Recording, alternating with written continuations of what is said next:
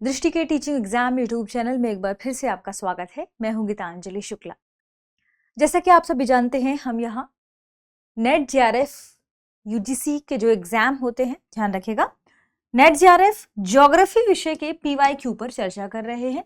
तो बेसिकली भूगोल विषय के वे प्रश्न जो विगत वर्षों में पूछे गए हैं, उन प्रश्नों पर हम यहाँ चर्चा करते हैं। इनकी पीवाईक्यू प्रीवियस ईयर्स क्वेश्चन पर हम यहाँ डिस्कशन करते हैं, जिसका मुख्य मकसद है कि आप पिछले वर्षों में यूजीसी नेट के एग्जाम में भूगोल से पूछे गए प्रश्नों का रिवीजन कर पाए, उन प्रश्नों को जान पाए, ताकि आपके पूरे दिमाग में एक माइंडसेट बने या एक खाका तैयार हो कि कैसे यूजीसी नेट प्रश्न अपने फ्रेम करता है। ठीक है, तो हमने तय कर रखा है कि हम इसे सेगमेंट वाइज पढ़ेंगे। सबसे पहले हम जिन प्रश्नों की सीरीज पर चर्चा कर रहे हैं वो भू आकृति विज्ञान से जुड़े हुए होंगे। तो भू आकृति विज्ञान से जुड़े हुए इन प्रश्नों को हम चलिए देखते हैं और इन्हें समझने की कोशिश करते हैं, इनसे जुड़े हुए तथ्य को जानते हैं, इनसे जुड़ा हुआ फैक्ट जानते हैं। ठीक है, चलिए प्रश्न क्या है। पहला प्रश्न है, निम्नलिखित में से कौन महाद्वीपीय विस्थापन के पक्ष में प्रमाण है। ठीक है, हमारे पास ऑप्शन क्या है। ऑप्शन ए है जिग्सॉफिट, दूसरा है ट्रांसकरेंट भ्रंश, तीसरा है विभिन्न क्षेत्रों में जीवाश्म और चौथा है मेंटल में संवहन। ठीक है, कूट आपके सामने चार ऑप्शन के रूप में दिए हुए हैं। ऑप्शन ए है कि 1 और 3, ऑप्शन बी है 1 और 4, ऑप्शन सी है 1 और 2 और ऑप्शन डी है 1, 3 और 4। ठीक है, ये प्रश्न नेट जेआरएफ के दिसंबर 2015 के प्रश्न पत्र में पूछा गया था। सबसे पहले इंपॉर्टेंट हो जाता है प्रश्न को ठीक से समझना, प्रश्न को जानना। देखिए प्रश्न में क्या लिखा हुआ है। प्रश्न कह रहा है कि निम्नलिखित में से कौन महाद्वीपीय विस्थापन के पक्ष में प्रमाण है।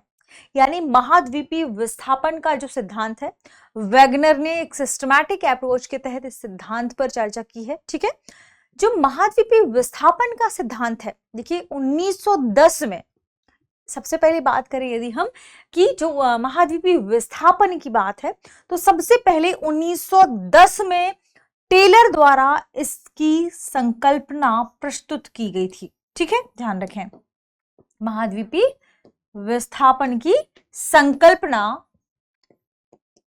प्रस्तुत की गई थी। ठीक, अब देखिए पूरा जब वैगनर ने पूरा सिद्धांत प्रतिपादित किया, तो उन्होंने इस सिद्धांत को एक सिस्टमैटिक वे में समझने की कोशिश की।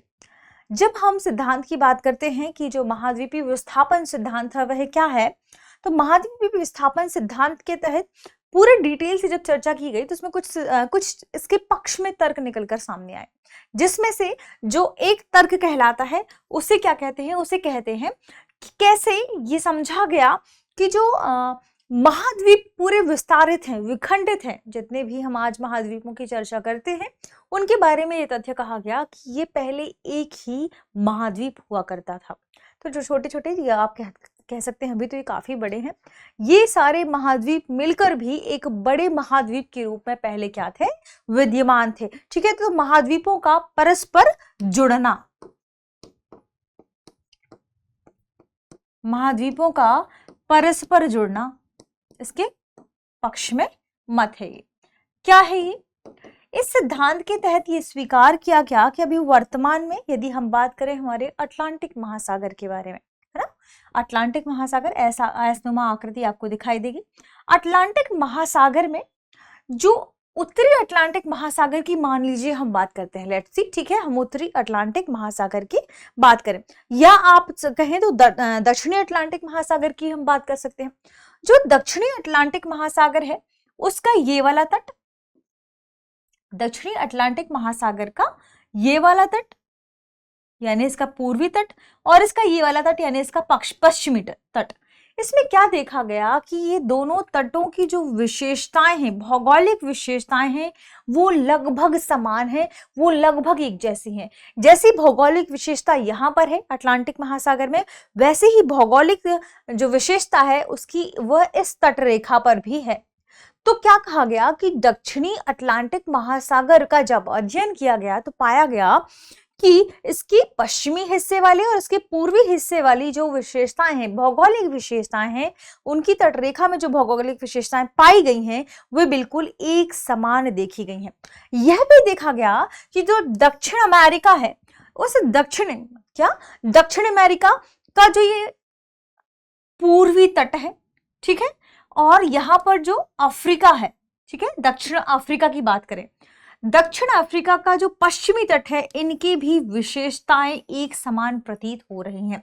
यानी ऐसा पाया गया कि यदि हम अटलांटिक महासागर के इन दोनों तटों को, दक्षिणी तटों को ऐसा एक साथ लाएं तो ये हमें ऐसा प्रतीत होता है कि ये पहले कोई एक हिस्सा था लकड़ी का, और लकड़ी का ये हिस्सा बीच से टूटकर डिवाइड होकर इस तरीके से फैल गया है, ठीक है, इसे जिगसॉ फिट कहा गया। तो हमारे ऑप्शन में जिगसॉ फिट है, यानी यह इसके भीतर शामिल है। ट्रांसकरेंट भ्रंश इसमें शामिल नहीं है, ध्यान रखिएगा। महाद्वीपीय विस्थापन सिद्धांत के अंतर्गत ही एक दूसरा रीजन निकलकर सामने आता है, देखिए एक दूसरा रीजन निकल के आता है जीवाश्म से जुड़ा हुआ, जैसे कि क्या कहते हैं, पूरा जीवाश्मी प्रमाण। बहुत पुराने समय में जो जीवाश्म मौजूद था उसको लेकर ये संकल्पना प्रस्तुत की गई थी, जिसे कहा जाता है पूरा जीवाश्मी प्रमाण। जैसे हमने बात की अटलांटिक महासागर के बारे में कि अटलांटिक महासागर, दक्षिण अटलांटिक महासागर में जो तट रेखाएं हैं, पश्चिमी हो चाहे पूर्वी हो, ये तट रेखाएं की जो भौगोलिक विशेषताएं हैं वे एक जैसी पाई गई। ऐसा पाया गया कि लकड़ी का वह टुकड़ा है जो बीच से डिवाइड होकर अलग अलग हो गया है, और यदि हम इन दोनों को साथ में लाते हैं, अटलांटिक महासागर के इन दोनों किनारे या दोनों तटरेखा को यदि हम जोड़ते हैं तो ये एक ही आकार, ये कुछ इस तरीके से एक लकड़ी का, एक पूरी लकड़ी बन जाएगी, यानी एक पूरा हिस्सा ये क्या होगा, कवर हो जाएगा दोनों तटों को जोड़ते हैं तो, ठीक है। और इसमें यह भी कहा गया कि दक्षिणी अमेरिका का जो पश्चिमी तट, दक्षिणी अमेरिका का जो पूर्वी तट है और दक्षिणी अफ्रीका का जो ये पश्चिमी तट है, इन दोनों तटों में भी विशेषताएं सेम देखने को मिली है। ऐसा पाया गया कि इनमें जो भी तट हैं वे अगर एक साथ लाए जाएं तो ये लगभग एक समान जो भौगोलिक अवस्थितियां हैं वे बनाती हैं, ठीक है। तो इस तरीके से पहला कारण महाद्वीपों का परस्पर जुड़ना हमें समझ में आ गया। हम महाद्वीप आपस में क्या थे, बहुत लंबे समय पहले क्या थे, एक पूरा जितने भी अभी महाद्वीप फैले हुए हैं, जितने महाद्वीप हैं वो पहले एक ही पूरा बड़ा महाद्वीप हुआ करता था, एक विशाल महाद्वीपीय खंड था, ठीक है। अब दूसरा तथ्य है जो पुरा जीवाश्मी प्रमाण के अंतर्गत क्या पाया गया कि यार जितने भी महाद्वीप डिवाइडेड हैं अलग अलग हिस्सों में, चाहे वह यूरोप हो, चाहे वह एशिया हो, चाहे वो उत्तरी अमेरिका हो, दक्षिण अमेरिका हो, अफ्रीका हो, ऑस्ट्रेलिया, किसी भी हिस्से की यदि हम बात करें, इन सभी में यदि हम पृथ्वी के जन्म से लेकर अभी तक विभिन्न कल्पों की बात करें तो जितने भी कल्प हुए हैं उन कल्पों में जो जो जीवाश्म पैदा हुए थे या जो जीव जंतु पाए गए थे, मान लीजिए किसी कल्प की बात करते हैं, उस कल्प में डायनासोर था, ठीक है, और दूसरे कल्प की बात करें, मान लीजिए कि उस समय कोई ऐसी प्रजाति पाई जाती थी जो अब नहीं है और उससे पहले भी नहीं थी, या डायनासोर के पहले की समय की बात करें, मान लीजिए उस कल्प के पहले डायनासोर नहीं थे और उस कल्प के बाद भी डायनासोर नहीं है, ठीक है, एक खास टाइम पीरियड था। ऐसा पाया गया कि उस खास टाइम पीरियड में जो डायनासोर या किसी भी जीवाश्म का अवशेष है वे सभी खंडों में उसी टाइम पीरियड में देखने को मिला है। यानी ऐसा पाया गया, ऐसा तो नहीं हो सकता कि सभी खंड चूंकि अलग अलग है और उसी टाइम पीरियड में जो जीवाश्म यहाँ पाया गया वही जीवाश्म उसमें भी पाया गया और वही सेम टाइम पीरियड था, उसी सेम टाइम पीरियड में जीवाश्मों की अवशेष यहाँ भी पाए गए और यहाँ भी पाए गए। यानी ऐसा देखा गया, इससे ये समझा गया कि कहीं ना कहीं ये पहले एक ही खंड मौजूद था, पूरा एक महाद्वीप था और यहाँ जितने भी जीवाश्म हैं एक निश्चित टाइम पीरियड में पाए गए थे, अवशेष के रूप में थे। फिर जब ये डिवाइड हुआ तो वे अवशेष साथ में उन शैलों के बीच जो दबे हुए जीवाश्म हैं उस समय के वो सभी खंडों में वितरित हो गए, ठीक है। अगर ये खंड पहले से अलग होते तो ये एक निश्चित टाइम पीरियड में सेम जीवाश्म हर एक खंड में नहीं मिलता, अलग अलग जीवाश्म मिल सकते थे, लेकिन सेम मिलने का कारण क्या बताया गया कि ये पहले एक साथ था, एक ही पूरा खंड था। इस खंड में एक ही समय में एक ही टाइम पीरियड में जीवाश्म शैलों के बीच में दबे हुए थे। फिर बाद में ये तो पूरा खंड क्या हुआ, विखंडित हो गया, एक पूरा महाद्वीप छोटे छोटे महाद्वीपों में विखंडित हो गए। लेकिन विखंडित होने के साथ साथ उस टाइम पीरियड में जो जीवाश्म मौजूद थे उस पूरे महाद्वीप में वे अपने अपने हिस्सों के साथ अलग अलग स्थान पर चले गए, ठीक है। तो दूसरा कारण क्या देखा गया? पूरा जीवाश्म प्रमाण। आप देखिए पूरा जीवाश्म प्रमाण कहां पर है? विभिन्न क्षेत्रों में जीवाश्म। तो महाद्वीपीय विस्थापन के पक्ष में ये दोनों तथ्य, दोनों प्रमाण क्या है? सही है। तो 1 और 3 इस प्रश्न का सही जवाब होगा। ऑप्शन ए इस प्रश्न का क्या है? सही जवाब है 1 और 3। ठीक है, चलिए आगे बढ़ते हैं और अगले प्रश्न पर चर्चा करते हैं। अगला प्रश्न है, विवर्तनिक बलों के कारण निम्नांकित में से किसका निर्माण होता है? प्रश्न क्या है? विवर्तनिक बलों के कारण, विवर्तनिक बल यानी पृथ्वी के या तो आंतरिक बल, आंतरिक हिस्सों से जो बल कार्य करते हैं, उसकी वजह से जो प्लेटों की वजह से टकराहट होती है या प्लेटों में कोई हलचल हो, तो उसे हम क्या कहते हैं? विवर्तनिक बल। अब क्या कहा जा रहा है? विवर्तनिक बलों के कारण निम्नलिखित में से किसका निर्माण होता है? ये प्रश्न भी ध्यान रखिएगा, जून 2015 के एग्जाम में पूछा गया था। अब विवर्तनिक बल यानी प्लेटों की वजह से, किसी प्रकार की हलचल की वजह से, किसी या तनाव मूलक बल की वजह से, या संपीड़न की वजह से, या किसी भी आंतरिक बल की वजह से। तो देखिए ऑप्शन में, ऑप्शन ए है भ्रंश घाटी, ऑप्शन बी है निलंबी घाटी, ऑप्शन सी है अध्यारोपित घाटी और ऑप्शन डी है पूर्ववर्ती घाटी। आपके पास 4 ऑप्शन है, आप बताने इन 4 ऑप्शन में से किसका निर्माण विवर्तनिक बल की वजह से हुआ है। ध्यान रखिएगा, जो क्षैतिज तनाव मूलक बल है, क्षैतिज तनाव मूलक बल, क्षैतिज तनाव मूलक बल की वजह से, मान लीजिए कोई ये चट्टान है, क्षैतिज तनाव मूलक बल यदि इसमें कार्य करता है तो तनाव की वजह से चट्टान एक दूसरे के विपरीत दिशा में खिसकने की कोशिश करती है, जिससे बीच में दरार पैदा हो। तो जिस तल के सहारे ये दरार हो, ये आगे बढ़े, उसे विभ्रंशन या भ्रंश तल कहते हैं। क्या कहते हैं? भ्रंश तल। ठीक है, ध्यान रखिएगा। और जैसे ही ये दरार हुई और स्थलाकृति जो बनती है, इसके तनाव मूलक बल की वजह से विपरीत दिशा में खिसकते हैं, ये शैल एक दूसरे की विपरीत दिशा में खिसकने की कोशिश करते हैं। ठीक है, यानी यहाँ क्या हो रहा है? क्षैतिज तनाव मूलक संचलन कार्य कर रहा है। तो इसकी तीव्रता के कारण जो चट्टानें हैं इनमें स्थानांतरण होता है, और जब चट्टानों में स्थानांतरण होगा तो यहाँ दरार आदि की वजह से किसका निर्माण होगा? भ्रंश का निर्माण होगा। ठीक है, जिस तल के सहारे ये खिसक रही हैं उन्हें भ्रंश तल कहते हैं। ये भ्रंश तल किसी भी एंगल में हो सकता है, कोई भी कोणीय एंगल हो सकता है, क्षैतिज हो सकता है, लंबवत हो सकता है। ठीक है, तो ध्यान रखिएगा, विवर्तनिक प्लेट तनाव मूलक बल क्या है? विवर्तनिक बल के कारण है। तो विवर्तनिक बल की वजह से, चाहे तनाव मूलक बल के कारण कोई संरचना बन रही हो या संपीड़न बल की वजह से कोई संरचना बन रही हो, इन्हें ही विवर्तनिक बल की वजह से निर्मित संरचनाएं कहते हैं। ठीक है, तो ध्यान रखिएगा, इस प्रश्न का सही जवाब होगा ऑप्शन ए भ्रंश घाटी। भ्रंश घाटी का निर्माण किसकी वजह से होता है? विवर्तनिक बल की वजह से होता है। इसमें भी ध्यान रखना है, मुख्यतः तनाव मूलक बल की वजह से। संपीड़न की वजह से भी कई भ्रंशों का निर्माण होता है, लेकिन मुख्यतः तनाव मूलक बलों की वजह से भ्रंश का निर्माण होता है। ठीक है, आगे बढ़ते हैं। अगला प्रश्न है, उच्च अक्षांश क्षेत्रों में निमज्जित हिमनदीय घाटियों को किस नाम से जाना जाता है? अब एक तो ध्यान रखना है, क्या पूछा जा रहा है? उच्च अक्षांशीय क्षेत्र में, ऊंचे क्षेत्रों की बात कर रहे हैं जहां पर बर्फीली चीजें मौजूद हैं, क्योंकि उच्च अक्षांश क्या, पृथ्वी में यदि हम उच्च अक्षांश की बात करें, ये तो निम्न अक्षांश है।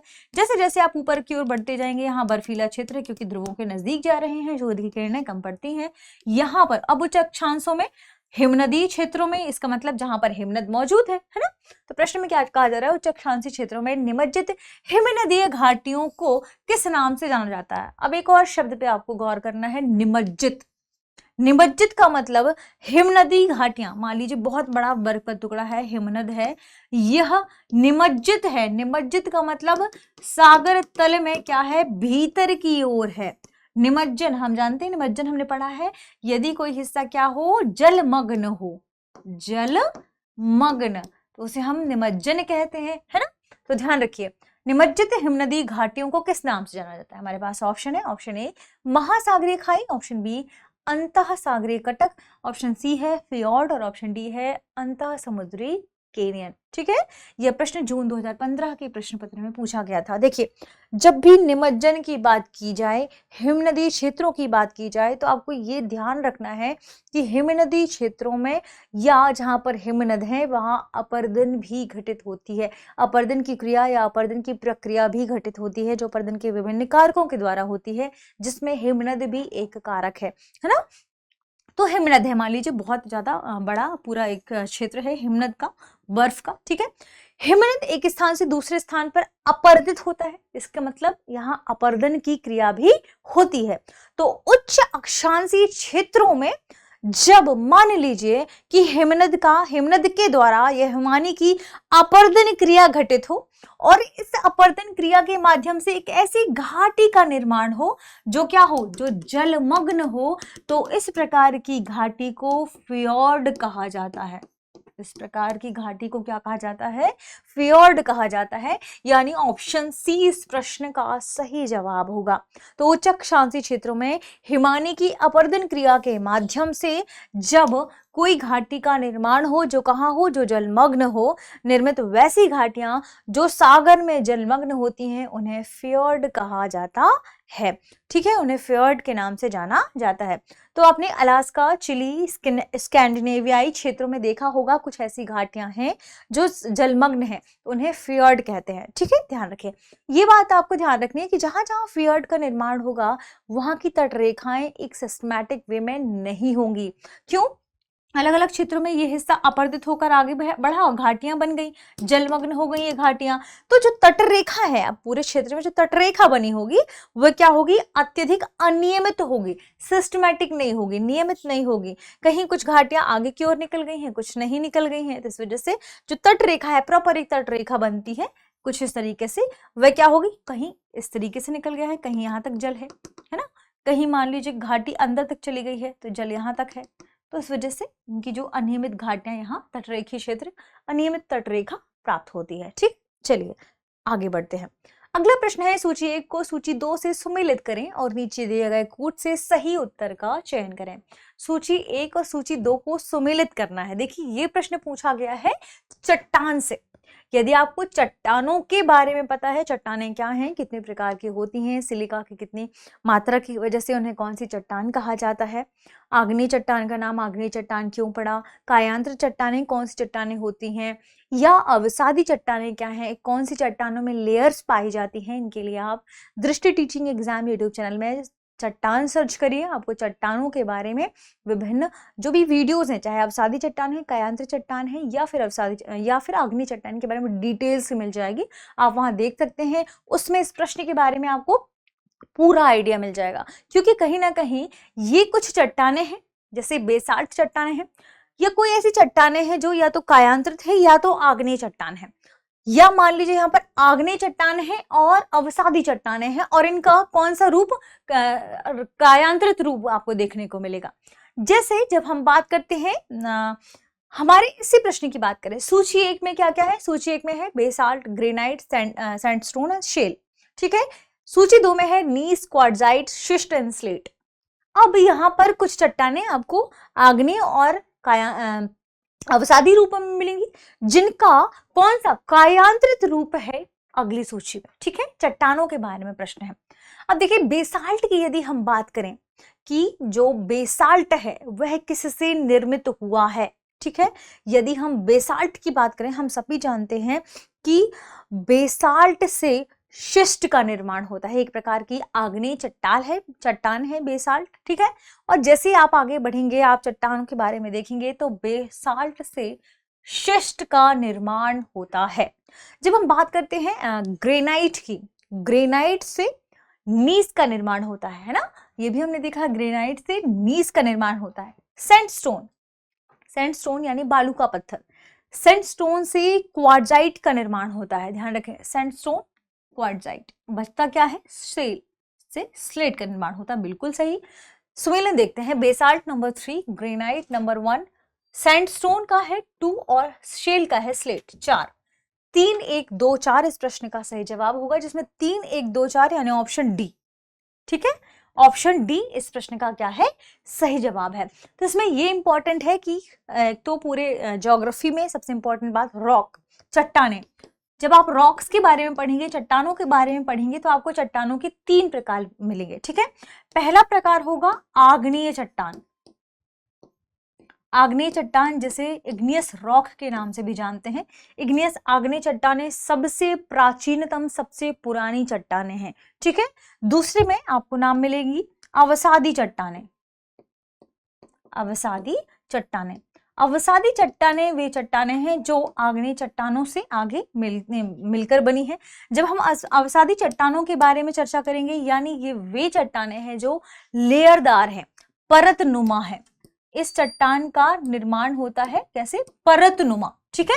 इनमें बीच में जीवाश्म भी पाए जाते हैं, कई वर्षों में इनका निर्माण होगा। एक परत बनी, उसमें बीच में जीवाश्म इकट्ठे हुए, फिर दूसरी लेयर या दूसरी परत बनी। तीसरी प्रकार की जो चट्टानें हैं उन्हें रूपांतरित या कायांतरित चट्टानें कहते हैं। रूपांतरित या कायांतरित चट्टानें, बहुत अधिक ताप दाब की वजह से चट्टानें क्या हो जाती हैं? रूपांतरित या कायांतरित हो जाती हैं। डिटेल से जानने के लिए आप दृष्टि टीचिंग एग्जाम यूट्यूब चैनल में सर्च करिए चट्टान या रॉक, आपको ये वीडियोस मिल जाएंगे, ठीक है। चलिए आगे बढ़ते हैं, अगले प्रश्न को देखते हैं। अगला प्रश्न है, पृथ्वी की उत्पत्ति के संबंध में कांट के निम्नांकित अभिकथनों पर विचार कीजिए। आप सोचिए, कांट बहुत बड़े वैज्ञानिक माने जाते हैं, लेकिन जब आप भूगोल के बारे में पढ़ते हैं तो कांट ने भूगोल के संबंध में भी बहुत सारी संकल्पनाएं दी हैं। यानी कांट ने वायव्य राशि परिकल्पना की बात की है, ध्यान रखिएगा। अब इसमें क्या है? पृथ्वी की उत्पत्ति के संबंध में कांट की कथनों पर चर्चा की गई। कौन से कथन कांट के बारे में सही है? कथन एक है, कांट ने अपने सिद्धांत में न्यूटन के गुरुत्व सिद्धांत का उपयोग किया। दूसरा है, कांट ने कोणीय संवेग के संरक्षण के सिद्धांत को स्वीकार कर विकसित किया। और ऑप्शन 3 है, या तीसरा कथन है, यद्यपि लाप्लास ने पृथ्वी की उत्पत्ति की न्यूटन की प्राकल्पना को प्रस्तुत किया, तथापि कांट को निहारिकीय संकल्पना का वास्तविक प्रतिपादक माना जाता है। यानी भले ही लाप्लास ने पृथ्वी की उत्पत्ति के लिए न्यूटन की प्राकल्पना को प्रस्तुत किया था, लेकिन जो कांट है उसको ही निहारिका के संबंध में या निहारिका संकल्पना के लिए वास्तविक प्रतिपादक माना जाता है, ठीक है। अब आपको कौन से कथन सही है ये बताना है। ऑप्शन ए है 1 और 2, ऑप्शन बी है 2 और 3, ऑप्शन सी है 1 और 3 यानी 1 और 3, और ऑप्शन डी है 1, 2 और 3। ये प्रश्न जून 2015 के प्रश्न पत्र में पूछा गया था। जब हम कांट की बात करेंगे, ध्यान रखिए, कांट एक बहुत ही महत्वपूर्ण भूवैज्ञानिक है, साथ में उन्होंने कई अन्य संकल्पनाएं भी प्रस्तुत की हैं। कांट, ध्यान रखिएगा, महत्वपूर्ण वैज्ञानिकों की बात जब भी की जाए तो ये ध्यान रखें कि ये एक प्रकार के ये किस समय के, कहाँ के, तो ये एक जर्मन दार्शनिक है,